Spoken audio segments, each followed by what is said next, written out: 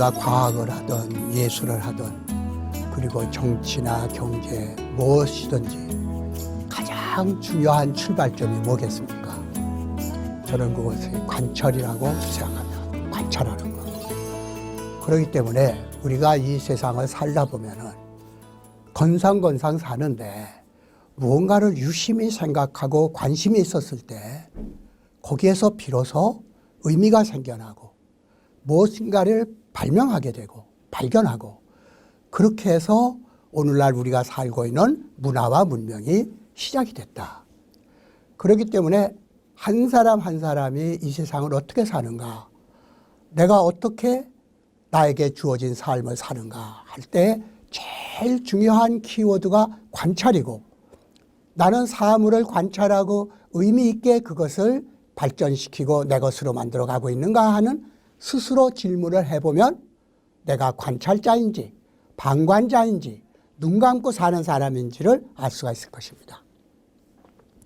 그렇기 때문에 문제 하나를 내겠습니다. 미키마우스 모르는 사람 없어요. 어렸을 때부터 보고 자랐습니다. 아마 이 지구상에 어렸을 때 미키마우스와 함께 지내지 않는 어린이들은 없었을 것이다. 그런데 여러분들 정말 미키마우스를 관찰해 보신 적이 있으십니까? 있으시다고 얘기한다면 질문해 보죠.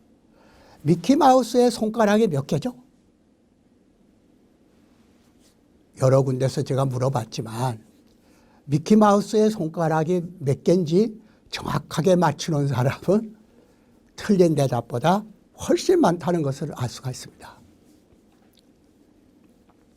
여러분들 뭐라고 답변하셨어요?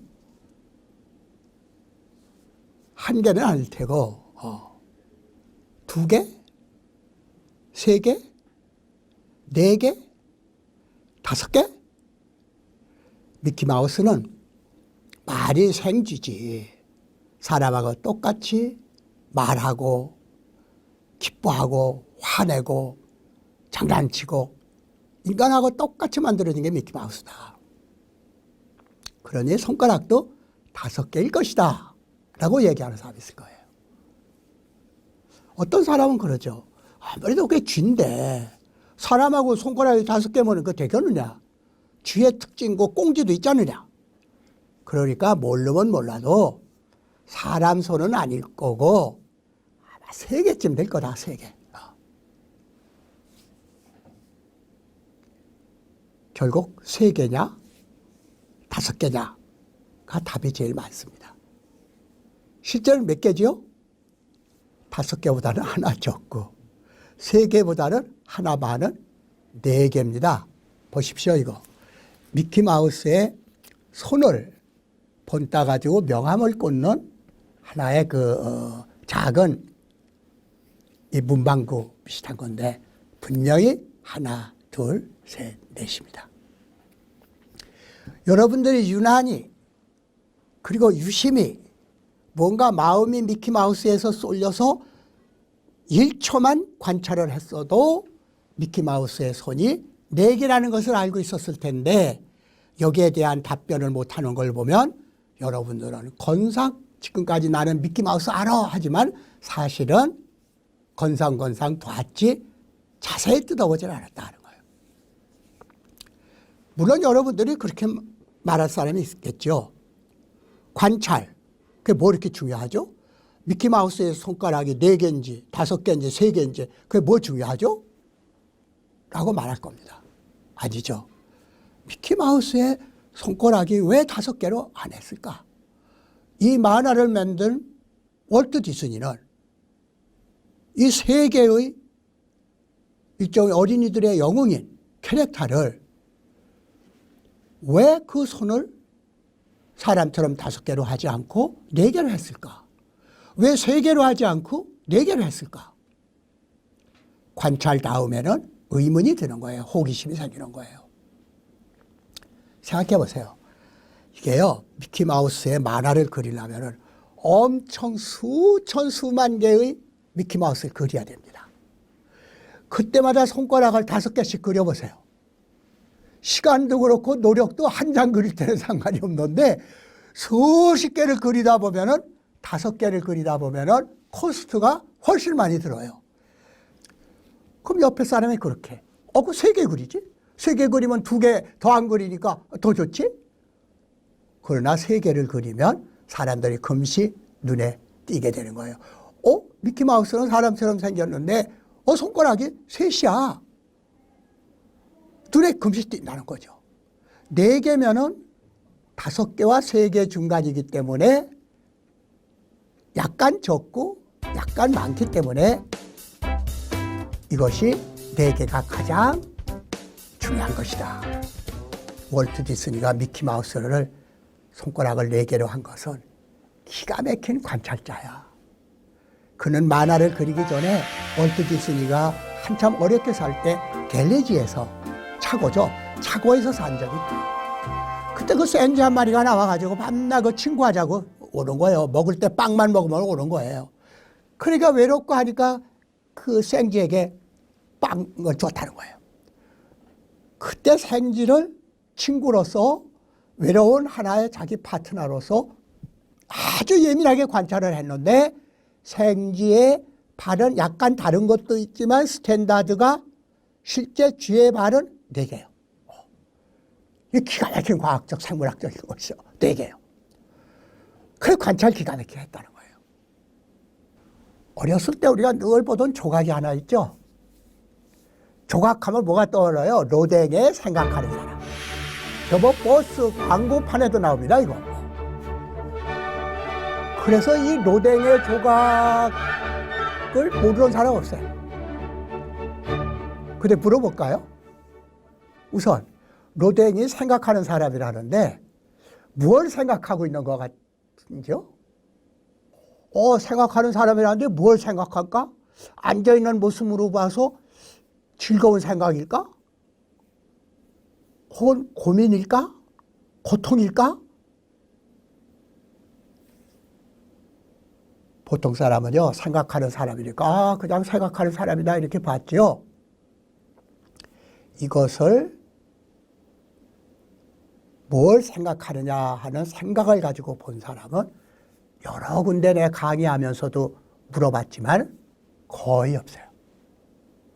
해답이 있어요. 이 로댕에 조금만 찾아보면은 이 생각하는 사람이 하나의 큰 작품으로서 독립되기 이전에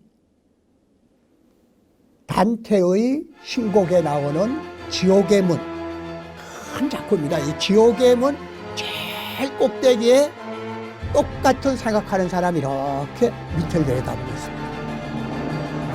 즉 지옥의 문을 들어가는 사람은 희망도 버려야 되고 다 모든 걸 버려야 돼요. 지옥의 문으로 들어가는 사람은 이 세상 모든 것을 다 버려야 돼요. 그렇게 지옥의 문으로 들어가는 것을 굽어보고 있는 사람이에요. 즉 죽음을 생각하고 죄를 생각하고 지옥에 떨어지는 인생의 슬픔과 고통과 죄악을 물끄러 내려다보는 그런 모습인 것입니다. 자, 여기에서 묻겠어요. 정말 로댕 생각하는 사람 본 적 있으십니까? 생각하는 사람은 그만둬요. 뭘 생각하는지는. 실제로 로댕처럼 수천 번, 수만 번 봤어요. 여러분들 로댕처럼 한번 앉아보실래요? 의자에 한번 로댕의 모습처럼 앉아보세요. 자, 로댕처럼 여기 자 해보세요. 100명이 100명 다 틀리고 간혹 한 사람이 제대로 해요. 왜? 로댕에 앉아있는 자세는요, 우리가 상상할 수 없는, 보통 상식으로는 상상할 수 없는 자세로 앉아있는 거예요. 근데 한 번도 그 자세를 이상하게 앉아있다고 생각한 사람이 없어요. 턱을 거이면 어떡하죠? 이렇게 앉아야 돼요. 100이면 왜 이렇게 앉는 게 정상 아닙니까? 로댕에 생각하는 사람은 오른쪽 팔을 왼쪽 발에다가 이렇게 놨어요. 이렇게 꽈어요. 이렇게 한번 앉아보세요. 고통스러워서 이거 10분도 못 앉아요. 이렇게 돼 있어요. 그러니까 근육이 나와 있고 여기가 그냥 뒤틀려진 이 모습이에요. 여러분들 보셨겠지만 방가사유불상 있잖아요. 이렇게 하고 앉아있는 방가사유불상하고 뒤틀려가지고 이렇게 앉아있는 거 하고 생각해보세요. 막 투쟁하고 죄악에 막 싸우고 이러한 거 생각하고 다 해탈 직전에 빙그레 해탈의 웃음을 웃고 손을 약간 올려놓고 발은 반찜 반가자를 해가지고 이렇게 앉아있는 방가 사유 상하고 정반대로 뒤틀어진 모습은 오른손을 왼발에다 올려놓은 이것이 로댕에 앉은 자세라는 거죠. 그래야 지옥의 문에 생각하는 사람의 그 우리가 생각하는 자세가 나오는 거다. 이 관찰을 빼놓으면은 인간의 어떠한 감성, 이성도 작동하지 않는다. 키워드 관찰하라. 하나밖에 없는 나를 관찰하라. 그리고 너를 관찰하라. 자연을 관찰하라. 거기에서 뉴턴이 나오고 피카소가 나오고 로댕이 나오고 오늘날의 수많은 예술가, 수많은 과학자들이 나온다. 관찰하라. 무심껏 보지 마라. 꿰뚫어 봐라. 결국 여러분들 다윈의 진화론을 카라바코스의 거북이가 섬마다 고립되어 있으니까 다 모양이 다르다는 것을 통해서 진화론을 발견했다고 그러죠. 거짓말입니다. 그런 적 없습니다. 실제 얘기는 이렇게 됩니다. 다윈이 카라바코스에 가요. 그게 원래 그 관측선인데 그걸 타고 갑니다, 이제. 가가지고 카라바코스에는 무수한 섬이 있죠. 이 적도 근방에 있는. 무수한 섬이 있는데 거기에서 거북이들을 잔뜩 잡아왔는데 천하의 다윈은 그 거북이들이 서로 다르다는 것을 몰랐어요. 그냥 수집해온 거예요, 잔뜩. 그런데 파티를 하는데 부총독이 이런 말을 해요. 아, 이 카라바코스에 말이지 섬마다 생김새가 다 달라. 어느 섬에 있는 놈은 말이지 여기에 뭐가 붙어 있고 어느 놈은 말이지 코가 뾰족하고 어떤 건 뭐가 단단하고 다 달라. 이 섬에 있는 걸 보고 이게 어느 섬에서 잡아왔는지를 아는 사람은 아마 나밖에 없을 거라고 자랑을 했다는 거예요. 그때 다윈이 무릎을 치는 거예요. 내 눈에는 다 똑같이 보여서 어느 섬에서 잡아왔다고 기록을 봐야 한 거예요. 얼마나 안타까워요. 요건 어느 섬, 요건 어느 섬. 그렇게 편말을 붙여야 되는데 그냥 똑같은 줄 알고 그냥 이 섬에서도 거북이집 오고 여기서도 거북이 와고 자기 눈에는 똑같이 보인 거고 다 섬에는 다 똑같이 생긴 줄 알았는데 부총독은 날카롭게 그 섬마다 거북이 다르다는 걸 알거죠.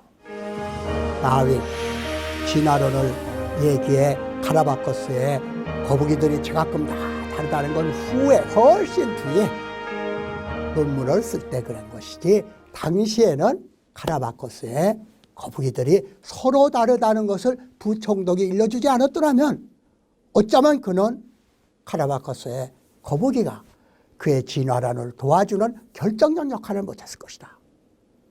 다윈도 관찰하지 못했었다. 그걸 관찰한 부총독의 말이 없었더라면 그는 고립된 섬과 섬 사이에 서로 왕래가 없는 그 환경 속에서는 거북이들이 다 다르게 진화한다 하는 진화의 표본이 되는 근거를 발상을 하지 못했을 것이다. 거북이 서로 다른 거 사실 보통 세상 살아가는데 몰라도 됩니다. 끝없이 이 세상을 살아가면서 관찰을 하기 시작하면은 지금까지 몰랐던 미키마우스의 손가락, 로댕의 자세, 카라바코스의 거북이 이런 것들이 위대한 예술을 낳고 또 위대한 과학을 낳은 것처럼 여러분들은 특별히 공부를 하지 않아도 관찰을 시작되면은 스스로 공부하게 되고 발전하게 되고 무언가 이 세상에 태어난 하나의 보람, 증거품을 안게 된다. 늦지 않았다. 남들이 그냥 무심껏 지나치는 것을 관찰하라. 그러면 생각하게 된다. 관심을 갖게 되고 생각하게 된다. 카라바코스의 거북이처럼 다 다른 모양이 있는데 그냥 거북이는 다 같다. 남편은 다 같다. 아내는 다 같다. 두루뭉실으로 보기 때문에 정말 옆에 있는 소중한 사람의 장점, 훌륭한 점을 모르고 지내지는 않는 것인가. 이런 것들이 과학자가 안 되더라도 평범한 가정에 부부가 평화롭게 자식들을 키우는데 오늘 이 시각에 키워드 관찰이라고 하는 그 놀라운 발견을 가지고 인생을 다시 보면 지루했던 인생이, 따분한 그 인생이 갑작스레 빛나기 시작할 것이다. 그리고 가진 것이 없다고 생각한 나에게 엄청 많은 것들이 주변에 있다는 것을 알게 될 것이다. 관찰로부터 시작하세요. 이 키워드로부터 우리의 인생을 시작하는 것입니다.